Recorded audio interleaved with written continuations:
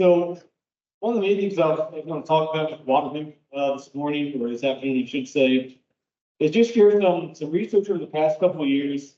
And I found it really focused on the residual herbicide component of Waterhemp, particularly in some drier conditions. And so basically the last 3 years at our research site in Parker, we've had some dry spurts of weather right around planting. And I want to put that in the context when we talk about residual herbicides.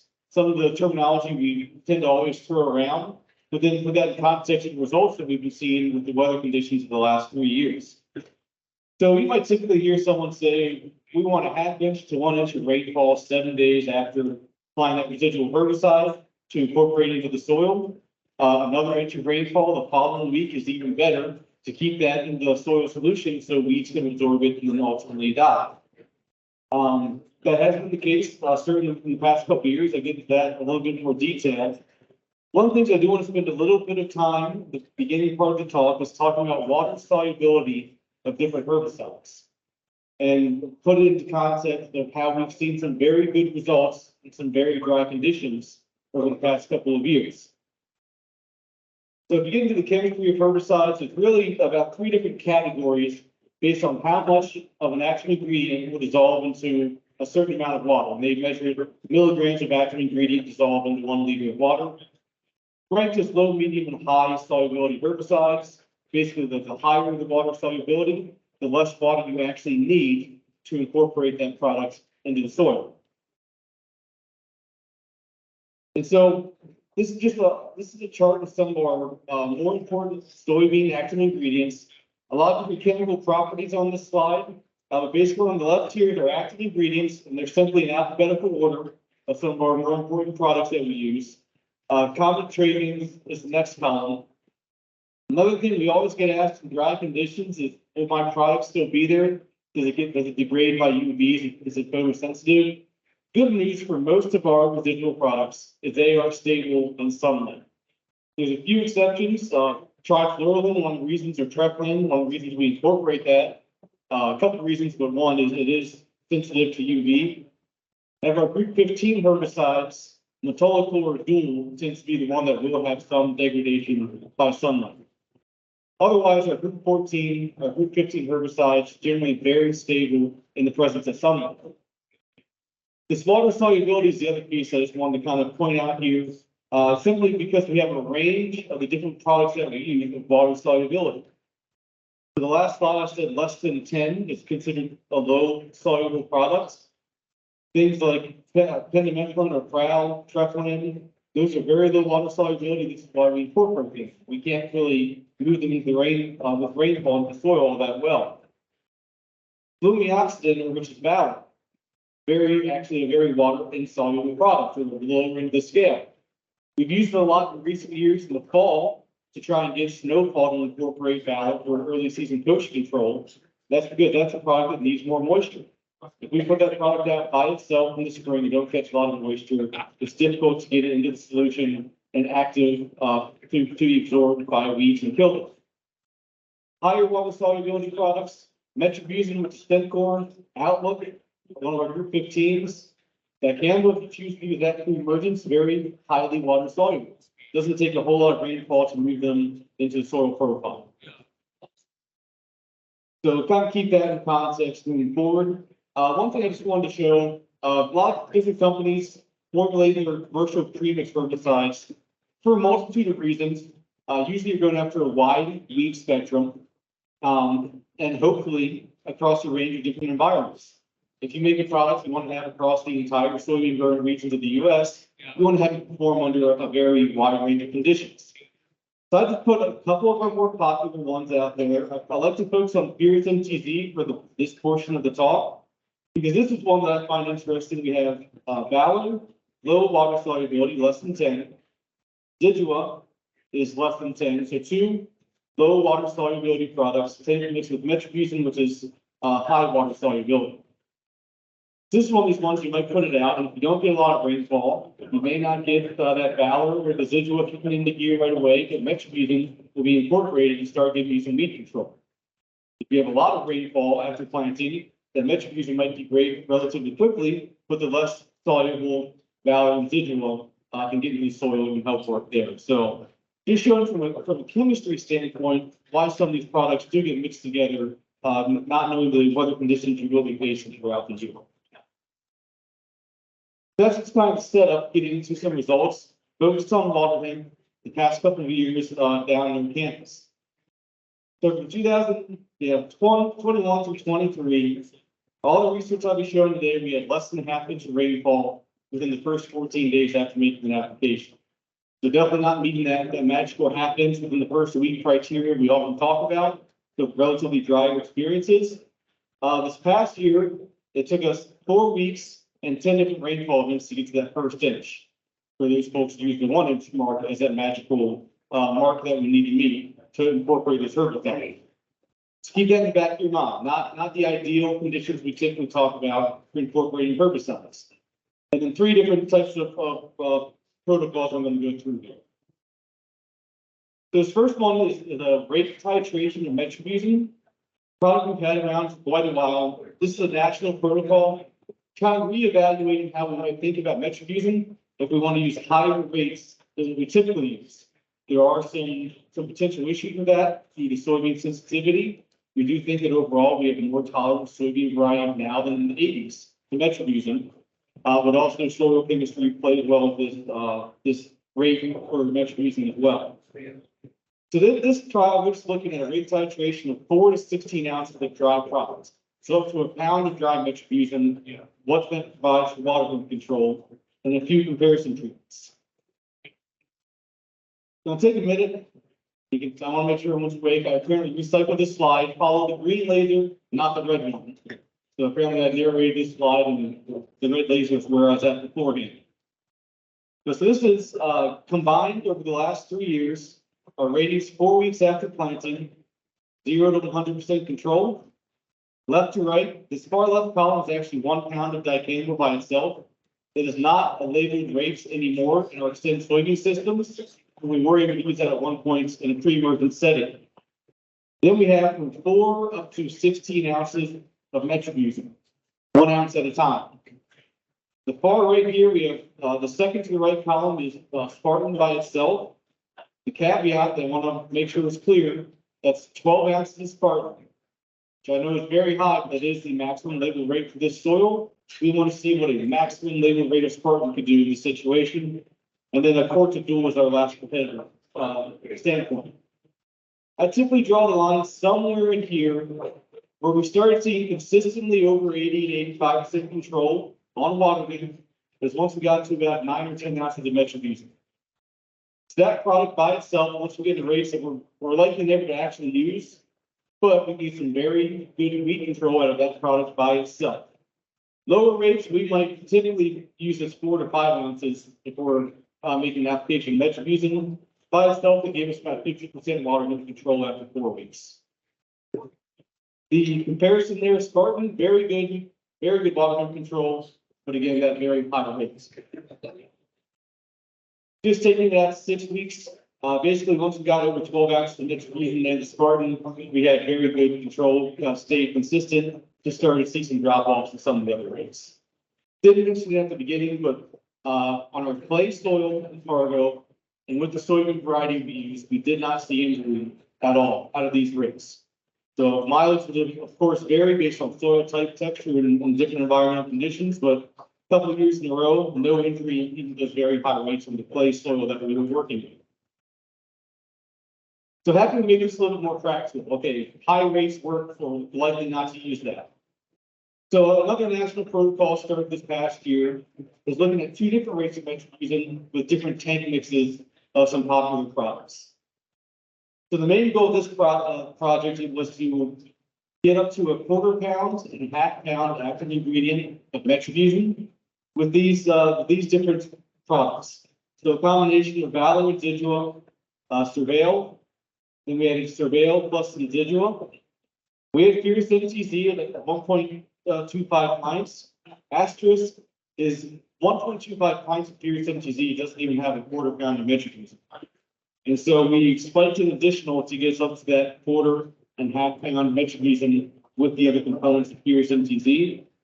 And then now we wanted to look at 4 ounces of Spartan, more likely to be used across the state, and then that half pound rate of dicamba, which is still labeled pre-emergence and extended soybean. So again, we kind of get back into the same setup of a chart, 0 to 100. A lot of combinations, you add this all together, gets to be over 20. So I'm just focusing on the ones that gave us 90% control, or 86% control or greater in 4 weeks after planting. That was Fierce MTZ by itself. So that is a product with 3 different active ingredients.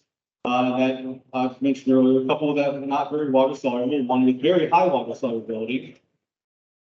Then we had to get into these 3 different active ingredient type of products. So Valor and Zidua with either rate of metribuzin, Surveil with that higher rate, Surveil and Zidua, the Fierce MTZs, Spartan plus metribuzin, and 4 ounces Spartan plus those metribuzin rates.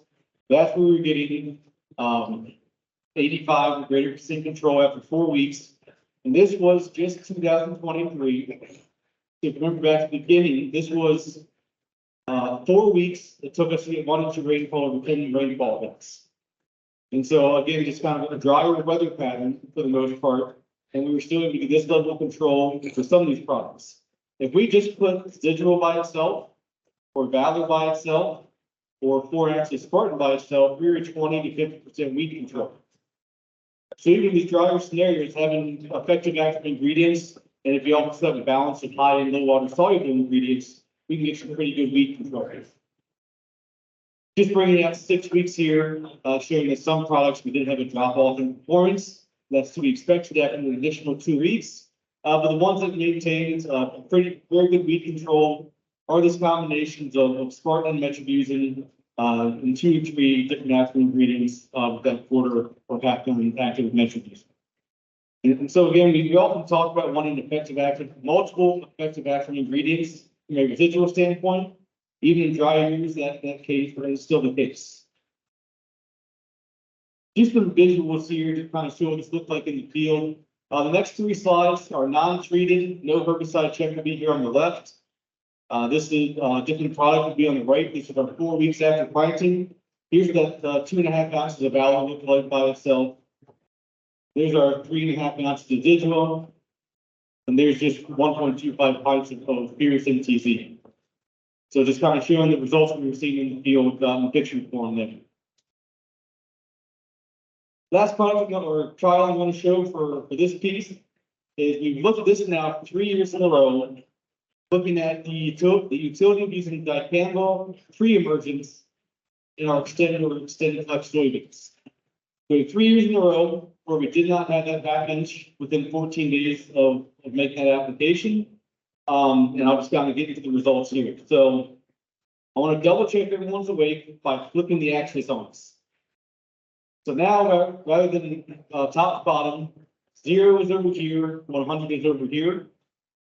From top to bottom, we have warrants by itself, warrants plus 8 liquid ounces of metribuzin, 2 ounces of Valor, 6 ounces of Fierce, 10 ounces of authority MTZ. Those same products repeated below with the half pound of dicamba. In this case, we just used 22 ounces of Extendamax with our half pound of dicamba. Again, pre-emergence to bare soil, so Waterhemp had not yet emerged. Basically 5 to 6 weeks after planting, all 3 years combined, anywhere from 40 to 70% control using those products and those rates on the top by themselves. Adding the half pound of dicamba got us pretty consistently between 92 and 96% control. And so if you are using the extended flex soybean system, we've seen some similar results with Coaching as well. That using that in the pre-emergence setting is getting us quite a bit of benefits, helping make our other residual products a little bit more consistent.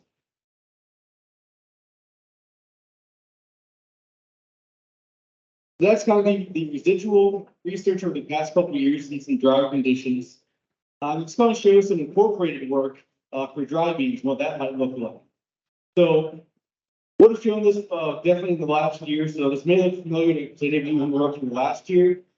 We conducted these trials in 2021 and 22 on pinto beans. Basically, we had some incorporated treatments.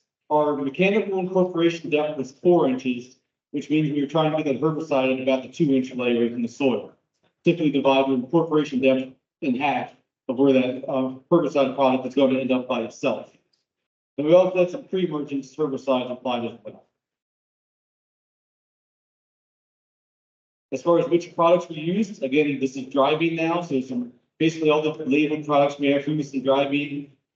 A bunch of our different yellow herbicides, combinations of Eptan, Solan, Eptan, Treplin, and a couple of our Spartan products that do have 24C registrations for use in dry bean. Residual over the top products that we used, 2 pints of Dual by itself, a couple of rates of Outlook, and that same Spartan Charge, Spartan Elite products. Then we looked at a combination of Spartan Charge with Outlook and a residual requiring rainfall for incorporation standpoint. Flip the axis back just to make sure everyone's still awake. And now we have this gold line in the middle, separates pre-plant incorporated products on the left from pre-emergence residual, meaning that rainfall to incorporate on the right. 4 weeks after planting, both years combined, basically everything gave us 90% control over rate. And then 21, of course, very dry, 22, a bit more moisture. But 4 weeks after, all those products were looking pretty good. We did bring it out to 8 weeks to really see what differences we might get. And basically, the pre-plant incorporated treatments did outperform the residual treatments that we put out as a group.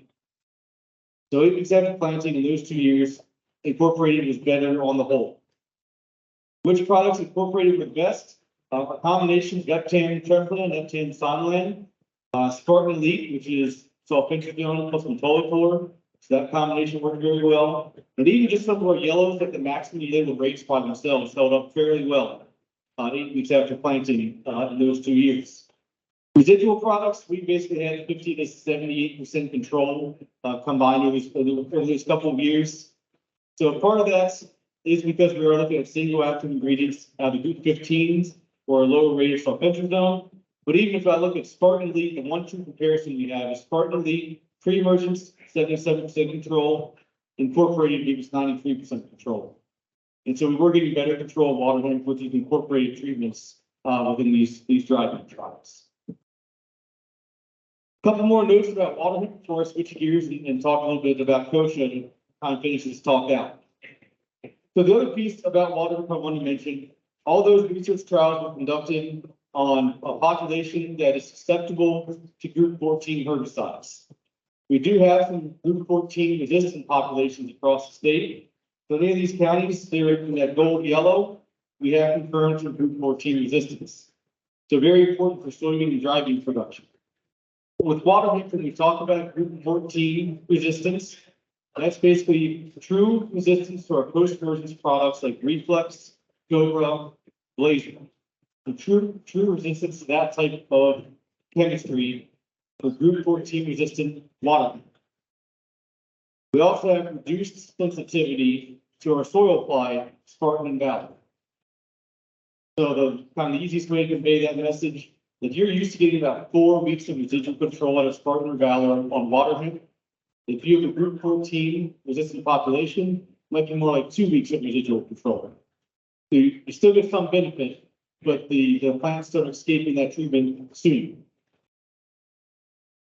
That's more or less just what that describes there in text form. Last piece on water hemp, so that county map was just group 14 resistance. I should mention if you do have water hemp, students glyphosate resistance, and assume our group 2 products like Beyond Extra, Pursuits, are going to work on water hemp even. Cam resistance is the other new player we have on the block in water hemp. This is the population from Trail County where we confirm resistance. On the top here is our Trail County population. Here's a susceptible check, actually the population that we work with near campus.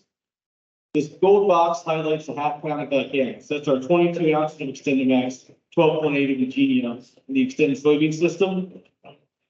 And then we have 1 pound or 2x that, and 2 pounds with 4x that rate. So we're seeing some pretty high levels of resistance to our post-emergence dicam in this population. Certainly compared to that sensitive check. I don't have the pictures in this slide deck, but we did evaluate what about dicam pre-emergence on this population. We were getting about 70 to 80% control out of dicam from a residual standpoint on this population, where a half pound did nothing to post-emergence. So there is still benefits to using that when water hemp is smaller, particularly when it hasn't been germinated yet. Even on our resistant population, that's not really a resistance management option, but just know we still do have some utility of the product if you use it earlier in the season. Post-emergence, we basically had full-blown resistance within this population. A few other populations that popped up across the state as well. This one's kind of our first one we confirmed. The interesting thing on this population, 2,4-D or enlist, absolutely smoked it. So our labeled rates of use in enlist soybean did control this water population. There's some things kind of teased out there as far as different group 4 products. What we've seen from this population, like dicamba, not a lot of activity post-emergence. 2,4-D, very effective still. All right. Who was here yesterday for Brian Jenks' talk? All right, hands that are up. It's going to be a little bit of repeated information, but that's not a bad thing. So I want to talk about kosher. Or when you get inspired. So our audio wasn't working, but I do have a clip of a news anchor calling it chia, which makes you inspired in the weirdest of ways when you're like me and spend too much time at home some days. Kosher does grow on chia pets, actually quite well. So if anyone's come to the wild world of weeds, I'll actually have this available. Maybe we can auction it off, but I've got kosher growing under a grow light at home right now. So don't take the chia on the news, I'm not inspired. Main thing I want to talk about, and Brian probably covered this pretty extensively yesterday, but it's just important to keep bringing back up, is group 14 resistant kochia. It's kind of the newer kid on the block for us. So this is a pretty important resistance that we've developed. Basically in 2021 and 22, we started with some phone calls from these western counties, but we did have collections basically going right through this region later on that year. That we have confirmed group 14 resistance in all those counties that agreed on the map. So I mentioned with water hemp, when I say group 14 resistance, that's resistance to Cobra, Flexstar, and Blazer. Kochia is a little bit different. This kind of makes it a little bit more difficult to talk about from an education standpoint. That's why I think it's perfectly okay to repeat what Brian said yesterday. So we looked at different products that are available, group 14 products. This is our susceptible population. So the only green you see there is we did not spray herbicide. Here's our population for Monarch that is resistant. The gold bars just outlines 1 rep of a 4-rep trial. There's 3 pots here with no living kosher. That's Flexstar, Cobra, and Blazer. So the 3 that don't work on water hemp actually work on these kosher populations. Work quite well in the greenhouse. Field will be a little bit different for those used to working with those products in kosher. Once we're over 2 inches, we do start losing control, but compared to the other products, actually complete control. Looks like I synced up with my red dot now. So Spartan and Valor, from a post-emergent standpoint, we actually got some activity. Not control, but if you're trying to mix different things together from a burn down perspective, we'll get some benefit out of Spartan and Valor from a post-emergent standpoint on these populations. Then we have some of our burn down products. Sharpen, Repeton, Vita, AIM, basically complete resistance to those particular products. So this is kind of an important point from the burn down management standpoint. We use products like Sharpen or Parpensidone, AIM, which is in Spartan Charge. We're losing those products, some of the control of those products from a burn down perspective. So kind of important to have soybeans specifically. What about residual? So again, susceptible check here, nothing really to write home about. Here's that same, this is a mandan population, sorry. Gold bars are first left pit. Bottom left corner is non-treated. We basically put 20 kosher seed in each pot, apply the herbicides, water them in with 0.2 inches of rain. So that's not treated. 4 ounces of Spartan, 8 ounces of Spartan, 3 and 6 ounces of Valor. This population we had to stage for all of us. So we do have some concern from the residual group 14s on this group 14 resistant kosher. Brian probably shared this exact picture, but I think it's a good one that tells why it's going to take a little bit longer for us to fully characterize what's going on. 7 different populations. The far right column is our susceptible check. The front grouping, non-treated. The middle grouping there is 4 ounces of Spartan, and then that top grouping is 3 ounces of Valor. Basically, like that, our susceptible check. Population 6 is one from near Mohawk, quite a few escapes regardless of the products. Population 5 is also from near Mohawk, different field. Spartan working a lot better on that one. So this middle grouping of how effective Spartan is on these populations will definitely take some more time to tease out.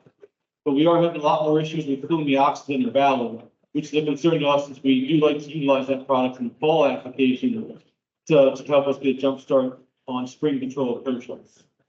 All right, one last thing I want to share here. The good news on the group 14 resistant kochia front, if there is good news, is we should have a test available come May, if not sooner, to send in some leak tissue and get a result back within a few days, telling me if it's resistant or not. So we're working with the National Agricultural Genotyping Center through a lab based on campus and Fargo. They've had some commercial tests available for a few years now. So for pigweed ID, if you want to identify waterhemp or palmer, or for group 14 resistance and waterhemp, we've had a test available. We are working with them. We now know that it's a target site resistance and kochia. And we're kind of ironing out final things here, but it will come live this spring. If you just have a suspect plant of kochia, that you think is group 14 resistant, you can take a few leaves, send it into the genotyping center, and within a couple of days, get a result back if it has a mutation that is known to confer resistance. So keep an eye out for some press releases from us later this spring if that does become live. We just wanted to kind of raise awareness because we'll have a test available. Been left here, I want to do a couple plugs. Wild World of Weeds workshop is about 12 days. It's a QR code to bring you to the lake. We're having one of our colleagues from Canada down to kind of talk about the history of kochia in Canada. So that'll be a pretty good keynote talk. Otherwise, I'm going to kind of skip here to the last slide, just because once again, we have a QR code for the digital copy of the weed guide. For those who might be interested in that, again, hopefully printed copies will be available within a couple of weeks. So, Scott, I don't know if I left time for questions or if we need to transition.